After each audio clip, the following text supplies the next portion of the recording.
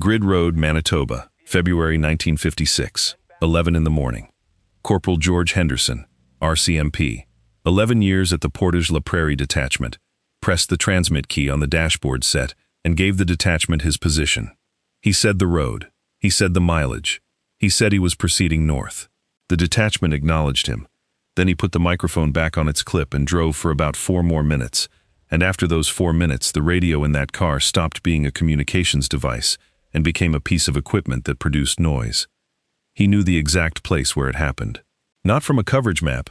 The force did not hand a rural prairie detachment a coverage map in 1956, but from having driven through it 12 or 14 times a winter for the 6 years the car had carried a set at all, he had listened to the detachment's voice thin out and go under, always in the same half mile, always past the same fence line, always a little sooner when the air was cold and dry.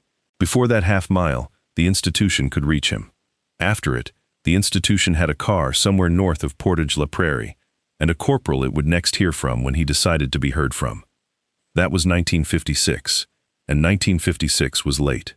The set in Henderson's car was 18 years younger than the first arrangement the RCMP ever made to move police information by radio, and 16 years younger than the first transmitter the force owned outright. In the 11 years Henderson had been at that detachment, the entire relationship between a constable on a road and the organization that had sent him there was rebuilt. Not in one change, but in a sequence of separate changes that arrived at different dates in different parts of the country, each doing a different job, and each of them quietly removing something that the man in the car had previously been required to carry in his own head. When Henderson arrived at the detachment in 1945, there was no set in the car at all. So what did the RCMP actually have, before it had radio, for the purpose of knowing where its officers were and what was happening to them? What the force had, before radio, was a filing system with legs.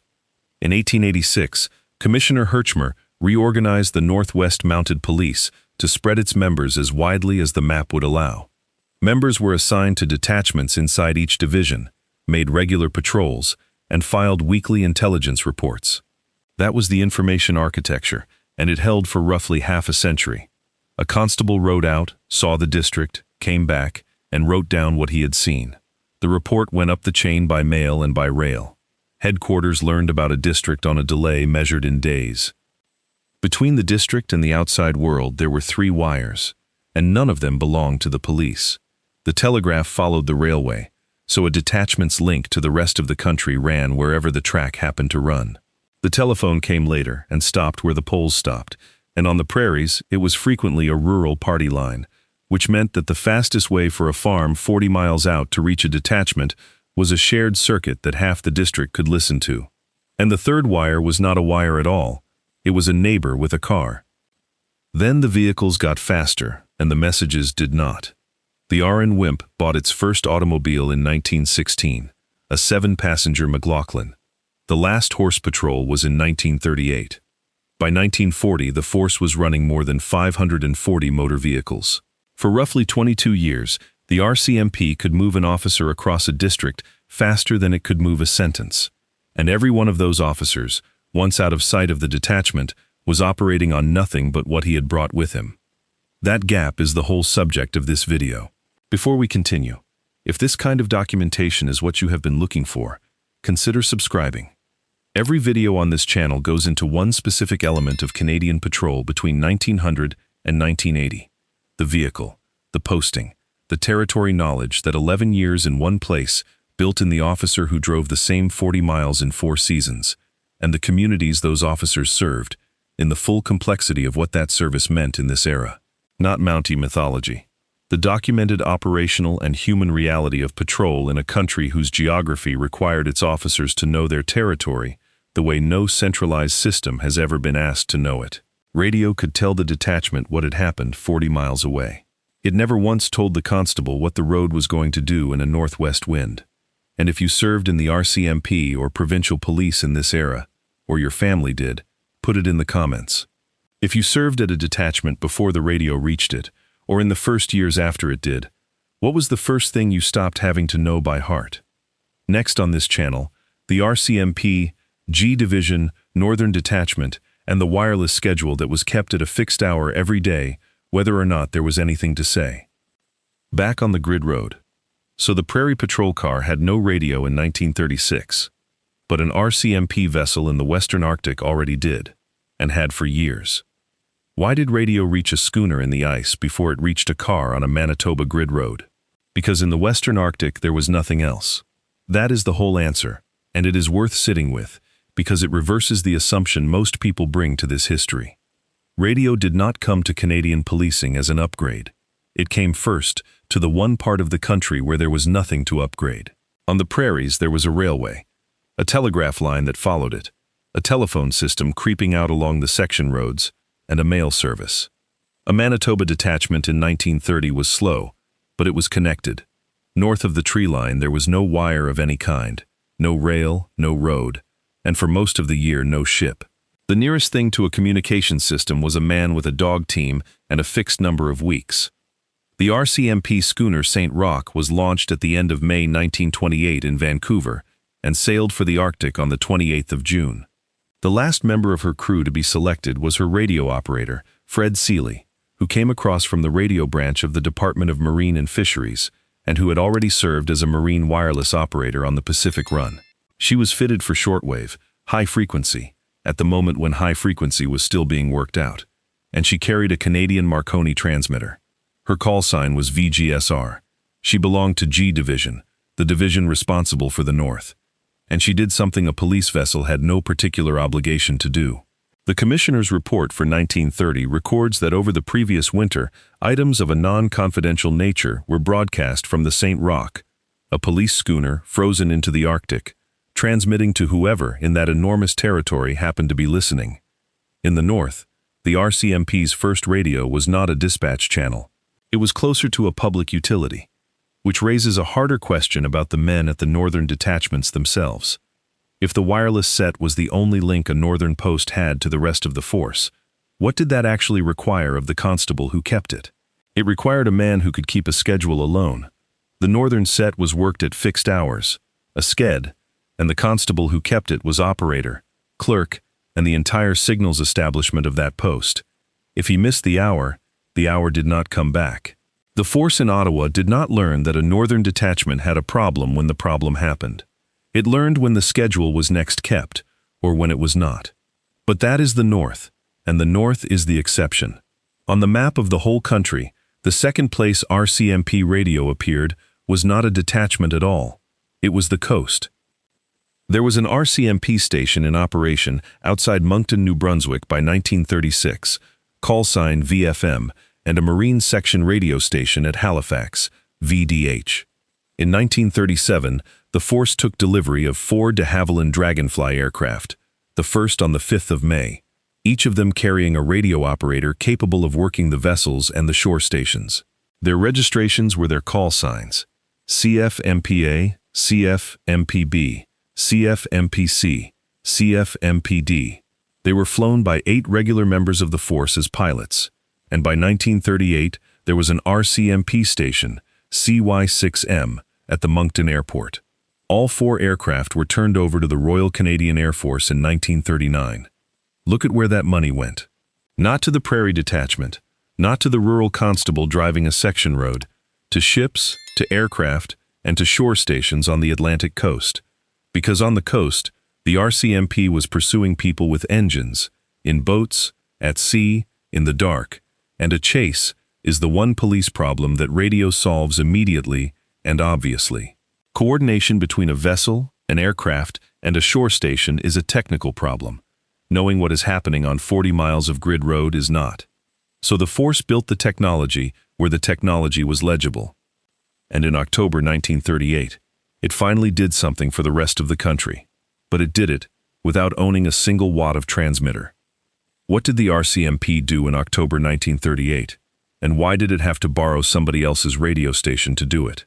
In October 1938, the RCMP reached an agreement with the radio station CKCK in Regina to broadcast police bulletins, twice a day.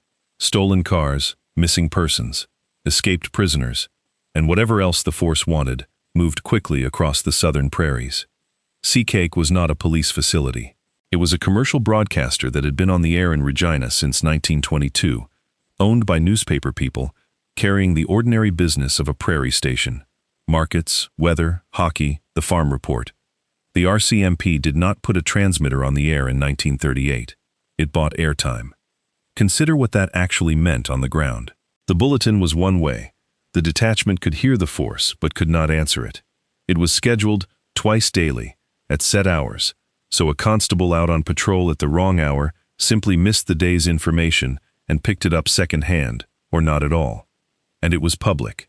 Every stolen car description that reached a Saskatchewan detachment by radio in 1939 reached every farm kitchen, every hotel lobby, and every garage in the listening area at the same instant.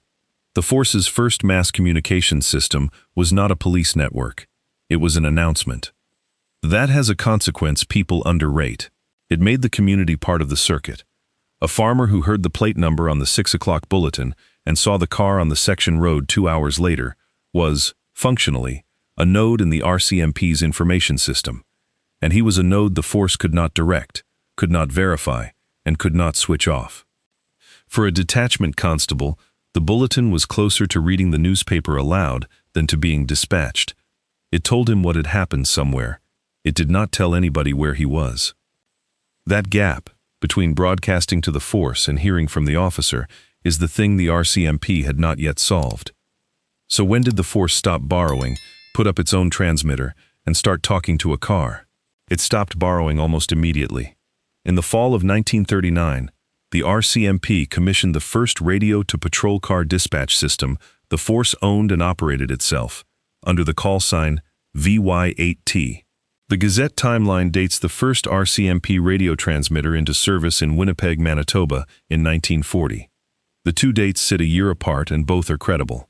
An installation commissioned in 1 year and entered into service in the next is an ordinary thing in the history of any equipment. What they bracket is the same transition. Within about 18 months of buying airtime on a Regina broadcaster, the RCMP was operating its own transmitter and talking to its own cars. Note what it was not. It was radio to the patrol car. One direction. The car received. The car did not answer.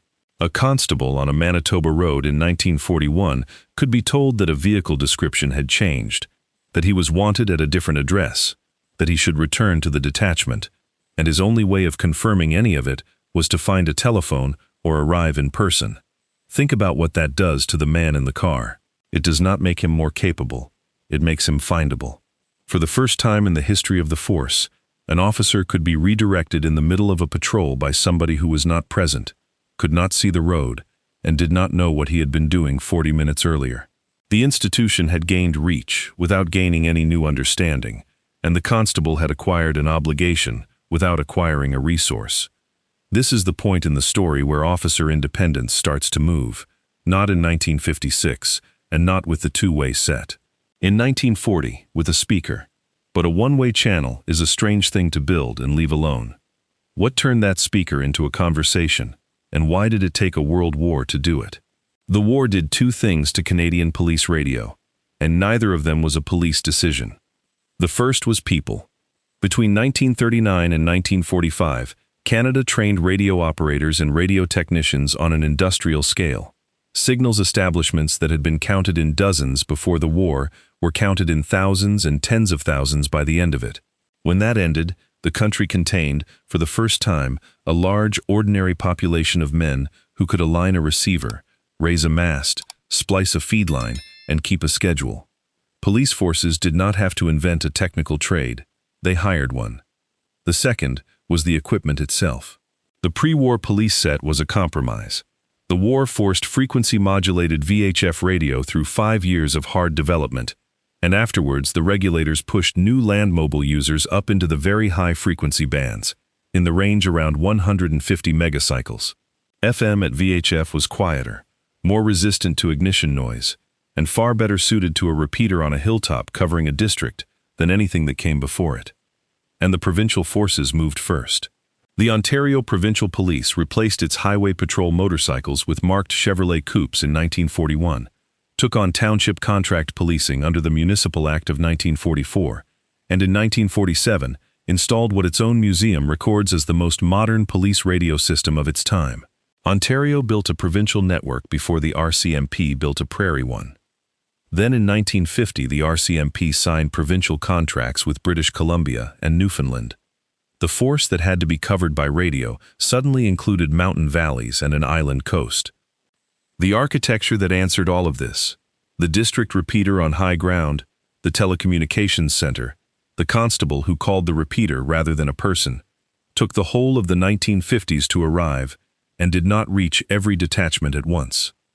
Which means Corporal Henderson's set was installed in the middle of that build. So what actually changed for him on the grid road? 3 things, and only 3. The first was the position report. Before the set, nobody in the force knew where Henderson was between leaving the detachment and returning to it. After the set, he said the road and the mileage before he went out of range, and somebody wrote it in a log. That is the entire safety benefit of vehicle radio in a rural district, and it is not small. A man who has told someone which road he is on has changed the odds on the worst night of his career. But notice what it is. It is not communication.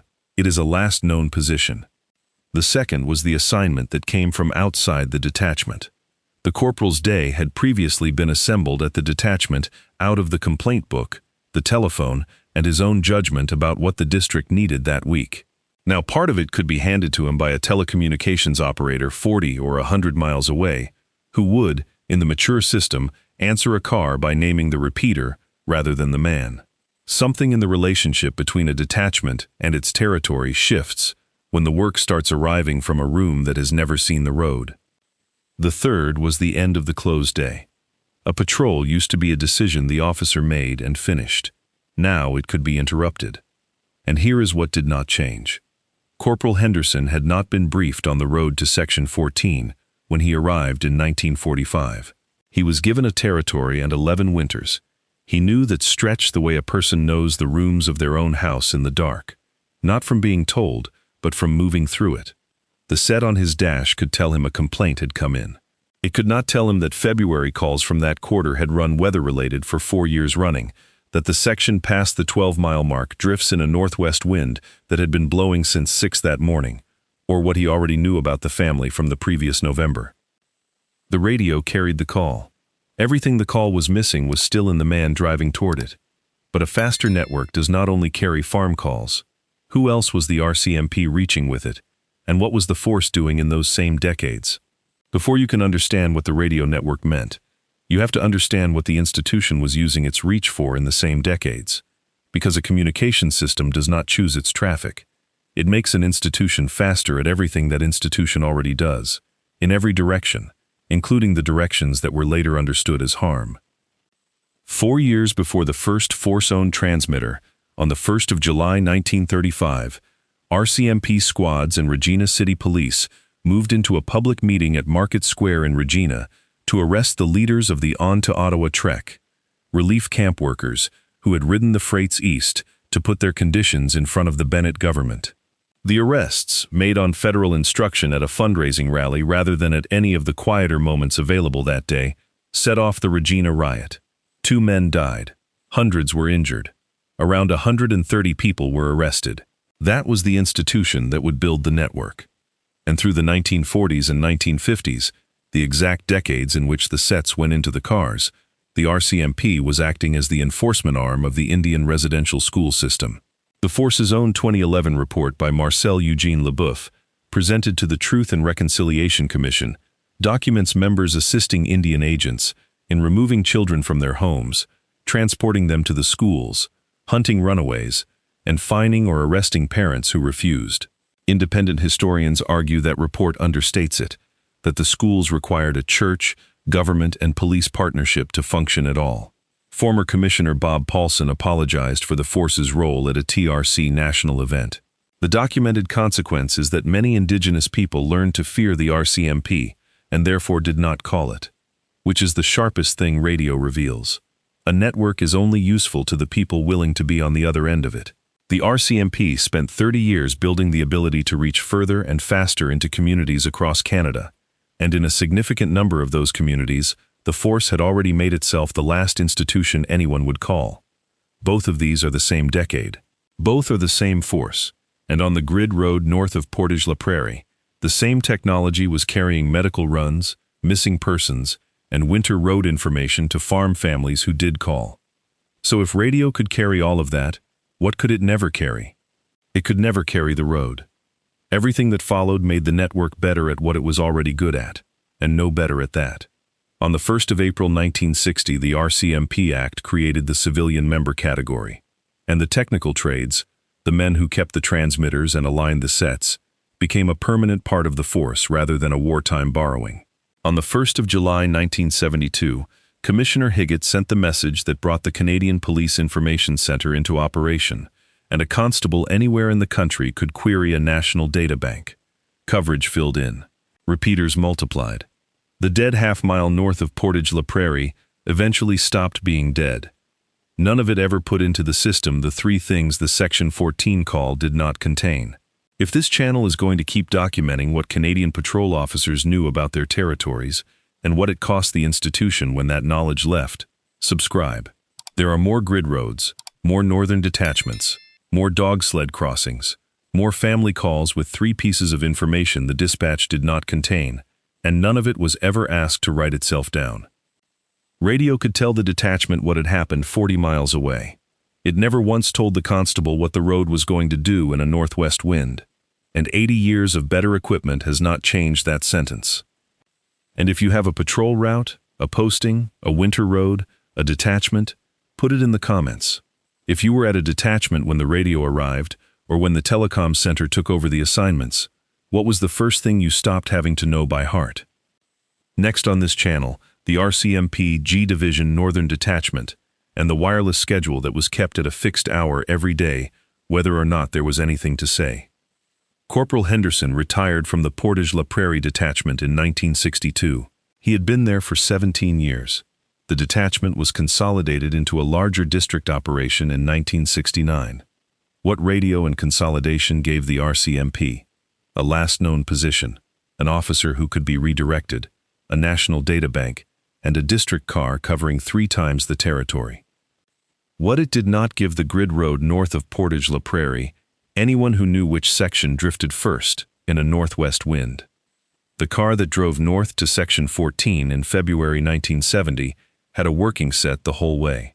It could be reached. It could answer. It knew the route. It did not know the 3 things the call had not contained. Henderson had known them.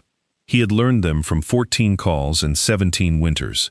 Nobody had asked what they were before he went home for the last time. The half-mile where the voice used to go under has coverage now. The road still drifts the same way in a northwest wind. The knowledge is somewhere else.